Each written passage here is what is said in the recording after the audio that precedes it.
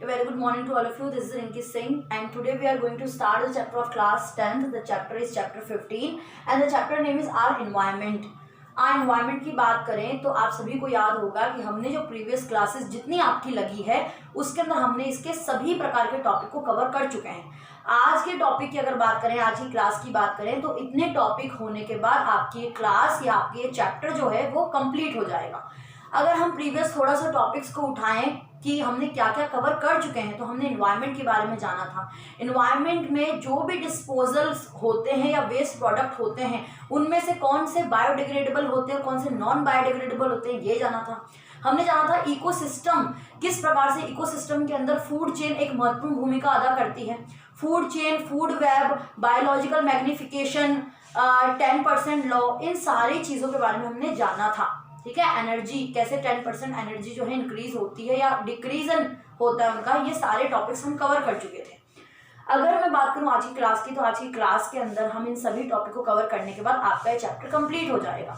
ठीक है, आप सभी को याद होगा जो आपकी रिसेंट में ऑनलाइन क्लास लगी थी उसके अंदर हम क्या पढ़ रहे थे, ये टॉपिक पढ़ रहे थे। The topic was how do our activities affect the environment. हमारी डे टू डे लाइफ में जो एक्टिविटीज़ होती है वो एनवायरनमेंट पे, आपका जो एनवायरनमेंट होता है उस पर कैसे असर डालती है उसके बारे में हम पढ़ रहे थे। तो आप डे टू डे एक्टिविटीज़ को ले सकते हैं। आप ये बोलेंगे कि मैम हम तो ऐसा कोई काम नहीं करते जिससे हमारा एनवायरनमेंट पोल्यूटेड हो, है ना। हम सफाई रख रहे हैं, अपने आसपास सफाई रख रहे हैं, हम अपने घरों की सफाई रख रहे हैं, तो आखिर हमारी एक्टिविटी से ऐसा क्या हो रहा है जिससे कि एनवायरनमेंट पोल्यूट हो रहा है। डे टू डे लाइफ में जाने अनजाने में हम कई सारी ऐसी गतिविधियां करते हैं, ऐसी एक्टिविटीज़ करते हैं जिसके द्वारा एक एयर पॉल्यूशन हो जाता है, एयर पॉल्यूटेड होती है, आप कहें एनवायरनमेंट पॉल्यूटेड होता है। जैसे गाड़ियों का अधिक मात्रा में चलना, जितनी भी इलेक्ट्रिसिटी से चलने वाली चीज़ें हैं उनसे जो गैसेस प्रोड्यूस होती है वो भी एक प्रकार की हानिकारक गैसेस होती है। जितना भी हीट जनरेट हो रहा है, कार्बन डाइऑक्साइड जनरेट हो रहा है, या जैसे कि जो आप खाना बनाते हैं उस दौरान जो हीटअप होता है, या किसी भी प्रकार से आग लगना, पोल्यूशन क्रिएट होना, गाड़ियों का पोल्यूशन होना, कचरा होना, ये सारा जो पोल्यूशन हमारे द्वारा जो उत्पन्न किया जाता है वो हमारे एनवायरनमेंट को क्या कर देता है, एनवायरनमेंट को दूषित कर देता है। ठीक है, अब ये एक्टिविटी के अंदर दो जो मेन वेस्ट हम पढ़ने वाले हैं वो कौन से हैं, disposal and depletions of ozone layer. Depletions of ozone layer, ये दोनों टॉपिक को हम डिटेल में जानेंगे। यानी कि आप एक तो एनवायरनमेंट को गंदा कर रहे हैं, मतलब डिस्पोजल द्वारा। हम बायोडिग्रेडेबल, नॉन बायोडिग्रेडेबल हमने पढ़ा था, उसके अंदर हमने देखा था जो भी हमारे द्वारा डिस्पोजल को फेंका जाता है, जो कि कुछ प्लास्टिक्स होती है, ठीक है, प्लास्टिक के जो भी चीज़ें होती है वो अपघटित नहीं हो पाती, तो वो हम एनवायरनमेंट को नीची सतह से कैसे गंदा कर रहे हैं। उसके बाद हम डिप्लेशंस ऑफ ओजोन लेयर देखेंगे कि ओजोन लेयर में किस प्रकार से डिप्लेशन हो जाता है, दैट्स कॉल्ड, जैसे आप बोल सकते हो कि कैसे क्षति पहुंचती है ओजोन लेयर को, कैसे वो डैमेज हो जाता है, उसके बारे में हम जानेंगे। Next topic is ozone layer and how it is getting depleted. तो ओजोन लेयर जो है वो कैसे उसमें डैमेज हो रहा है उसके बारे में हम जानेंगे। ओजोन लेयर से पहले हमें ये जानना जरूरी कि ओजोन क्या होता है। ओजोन को आप ozone is equal to O3 बोलेंगे। केमिकल फॉर्मूला जो होगा ओजोन का O3 होता है। अब ये O3 किससे मिलकर बनता है, ऑक्सीजन के मॉलिक्यूल से ओजोन बनता है। इनको क्लियर रखना, हम क्या क्या पढ़ रहे हैं, टॉपिक बाय टॉपिक क्लियर रखना बेटा। ओजोन कैसे बनता है, ओजोन ऑक्सीजन के मॉलिक्यूल्स, आपने एटम मॉलिक्यूल्स का चैप्टर पढ़ चुके हैं 10th में, तो ओजोन जो है एटम मॉलिक्यूल्स या आप कहें कि ऑक्सीजन के मॉलिक्यूल से ओजोन, 3 ऑक्सीजन के मॉलिक्यूल से ओजोन जो है वो बनता है। अब इस बात करें कि ओजोन जो है किसके लिए रिस्पॉन्सिबल होता है, क्या काम क्या करता है। ओजोन प्रोटेक्शन करता है। क्या कर रहा है, प्रोटेक्शन। किससे प्रोटेक्शन करता है, UV, that means ultra violet ray से प्रोटेक्शन करता है। जो सूरज की डायरेक्ट किरणें आती है that's called the ultra violet ray, Hindi में पराबैंगनी किरणें कहा जाता है। तो अल्ट्रावायलेट रे से ओजोन लेयर जो है वो प्रोटेक्ट करता है। मैंने आपको थ्रू द एक्टिविटी या एग्जाम्पल के थ्रू भी समझाया था, अगर आपको याद होगा तो, ठीक है। तो ये लेयर जो है ओजोन जो है वो आपको प्रोटेक्ट करता है अल्ट्रावायलेट रे से। अच्छा, ये कौन सी लेयर में होता है ये आपकी बुक में डिफाइन नहीं है, बट स्ट्रेटोस्फीयर में ये मौजूद होता है। आपने एटमॉस्फेयर की लेयर तो पढ़ी होगी, ठीक है, 5 प्रकार की जो लेयर है उसमें स्ट्रेटोस्फीयर में ये मौजूद होता है। अब हम बात करें कि इसका फॉर्मेशन किस प्रकार से होता है, तो देखिए अल्ट्रावायलेट रे, सूरज की जो पराबैंगनी किरणें होती है वो O2 को क्या कर देती है बेटा, तोड़ देती है। O2 को तोड़ देती है। जो भी यूवी रेज निकलेगी, जैसे कि अगर मैं यहाँ पे यूवी रेज निकलती है तो O2 को वो तोड़ देती है, यानी कि ऑक्सीजन को मॉलिक्यूल्स को वो अलग अलग कर देती है। जब ये ऑक्सीजन मॉलिक्यूल्स, ये वाला जब एक मॉलिक्यूल्स O2 में मिक्स होता है तब ये O3 बनाता है। क्या बनाता है? O3 बनाता है, यानी ओजोन बनाता है।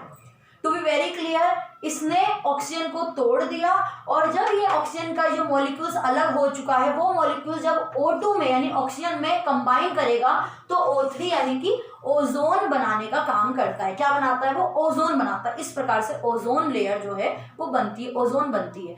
अब ओजोन जो है वो कई प्रकार से क्षति उसमें पहुंच रही है, ठीक है, वो कई प्रकार से क्या डैमेज हो रही है। तो किस वजह से डैमेज हो रही है? वैसे तो आप सभी जानते हैं कि आप बहुत सारा pollution day to day life में जाने अनजाने में हम क्रिएट करते हैं, ठीक है। डे टू डे लाइफ में बहुत पॉल्यूटेड हो जाता है, जिससे कि पराबैंगनी किरणें या कहीं ओजोन लेयर में छेद दिखाया जा रहा है, ओजोन लेयर में छेद होते जा रहा है। तो वो जितनी मोटी लेयर है वो थिन बनती जा रही है, पतली बनती जा रही है। उसका एक स्पेसिफिक या कहें मेन रीजन क्या है? क्लोरोफ्लोरोकार्बन। ये एक प्रकार का केमिकल या एक प्रकार की गैस होती है जो कि किसके द्वारा उत्पन्न होती है? जो रेफ्रिजरेटर होता है आपका, ठीक है, रेफ्रिजरेटर में गैस पाई जाती है, एयर कंडीशनर होता है या फायर एक्सटिंग्विशर होता है, ठीक है। ये जो होते हैं इनमें एक प्रकार की क्लोरोफ्लोरोकार्बन गैसेस का इस्तेमाल होता है और ये गैसेस जब रिलीज होती है एटमॉस्फेयर में तो ये डायरेक्ट ओजोन लेयर को क्षति पहुंचाती है, ओजोन लेयर को डैमेज करने का काम कर देती है ये, ठीक है। तो इस तरह से ओजोन लेयर क्या हो रही है? डैमेज हो रही है। और वो अगर डैमेज हो जाएगी या उसमें छेद हो जाएगा या वो पतली हो जाएगी तो अल्ट्रावायलेट रे जो है यानी सूरज की डायरेक्ट किरणें जो आएंगी वो सरफेस पे पहुंचेगी, जिससे आपको स्किन कैंसर जैसी बीमारियों का सामना करना पड़ सकता है। बहुत सारी ऐसी घातक बीमारियां हो सकती है आपको जिससे आपकी मृत्यु तक हो सकती है। कैंसर एक बहुत ही ऐसी बीमारी है बेटा जिसका जो है बहुत कठिन परिश्रम आपको करना पड़ सकता है अगर स्किन कैंसर हो जाए, कैंसर जैसी बीमारियां। तो ओजोन लेयर में अगर छेद हो जाएगा तो आपको स्किन कैंसर जैसी बीमारियों का सामना करना पड़ सकता है। तो आपने ओजोन लेयर के बारे में क्या क्या चीज़ें जानी कि ओजोन लेयर ऑक्सीजन के मॉलिक्यूल से मिलकर बनती है, ओजोन लेयर जो है हमें अल्ट्रावायलेट रे से सुरक्षा प्रदान करती है, ओजोन लेयर में क्लोरोफ्लोरोकार्बन के वजह से छेद होते जा रहा है या वो पतली होती जा रही है, ठीक है। अब हम बात करें कि यूनाइटेड नेशंस एनवायरमेंटल प्रोग्राम की, यूनाइटेड नेशन एनवायरमेंटल प्रोग्राम एक ऐसी संस्था है जो कि CFC यानी क्लोरोफ्लोरोकार्बन को क्या कर रही है? फ्रीज कर रही है, खत्म करने का काम। मतलब ये जो एयर कंडीशनर हो गए या आप ये जो चीज रेफ्रिजरेटर हो गए इनमें क्लोरोफ्लोरोकार्बन का इस्तेमाल ना करते हुए किसी दूसरे गैस का इस्तेमाल करें जिससे कि ये रिलीज ना हो एटमॉस्फेयर में और एटमॉस्फेयर में रिलीज ना हो जिससे कि ओजोन लेयर में छेद ना हो सके, इसलिए उस पर ये कर रही है, बैन कर रही है, एक तरह से बंद करने का काम कर रही है, फ्रीज कर रही है। अब बात करते हैं managing the garbage we produce. अब गार्बेज की जहां बात आ रही है तो जो आपने at the starting of this chapter जो मैंने आप सभी को पढ़ाया था उसमें हमने क्या देखा था कि आपको एक एक्टिविटी करनी थी जिसमें आप अपने घर में जितने भी कचरे इकट्ठे हो रहे हैं उसको इकट्ठा करें, चाहे वो प्लास्टिक हो, चाहे वो पिल्स हो, ठीक है, जो भी आपके स्टफ निकल रहा है किचन से निकल रहा है या किसी भी प्रकार का कचरा निकल रहा है उसको इकट्ठा करें और 15 सेंटीमीटर के गड्ढे में डालें और उसके बाद उसको कवर करें और उसके 15 दिन के इंटरवल के बाद उसमें देखिए कौन सा कचरा है कौन सा नहीं है। तो इससे हमें क्या समझ में आता है कि कुछ कचरे जो होते हैं या कुछ वेस्ट जो होता है आपका बायोडिग्रेडेबल होता है जो कि अपघटित हो जाता है, कुछ नॉन बायोडिग्रेडेबल होता है जो अपघटित नहीं होता। तो आपको इसके ही दौरान कुछ एक्टिविटीज़ दी गई है, उन एक्टिविटीज़ में आपको खुद करना है, कुछ नॉलेज या कुछ आपको इंटरनेट का यूज़ करते हुए सारी डिटेलिंग या इंफॉर्मेशन लेनी है कि म्युनिसिपल कॉरपोरेशन या पंचायत जो है वो इन कचरे को डिस्पोजल को किस प्रकार से, आजकल हर जगह ट्रॉली आती है, उसमें हम कचरे डिस्पोजल को फेंकते हैं, ठीक है, उसमें सूखा कचरा अलग, गीला कचरा अलग रखते हैं। तो आगे फर्दर चल के इनका क्या क्या इस्तेमाल होता है, उसको कैसे मैनेज किया जाता है, ये सारा आपको नेट से निकालना है इंटरनेट का यूज़ करते हुए, और इसके ऊपर पूरा 2 पेजेस आपको लिखने हैं। मतलब वेस्ट डिस्पोजल का आखिर क्या हो रहा है, नालियों में जो स्वेज में जो आपके पानी जा रहा है उसका क्या हो रहा है, वो कहाँ जाता है, कहाँ रिलीज होता है, वो कैसे क्लीन होता है, या गंदगी कैसे उत्पन्न हो रही है, उसका क्या निवारण हो रहा है, ये सारी डिटेल आपको एक्टिविटी में करनी है, ठीक है। डिस्पोजल 2 प्रकार के होते हैं आपके, बायोडिग्रेडेबल, नॉन बायोडिग्रेडेबल।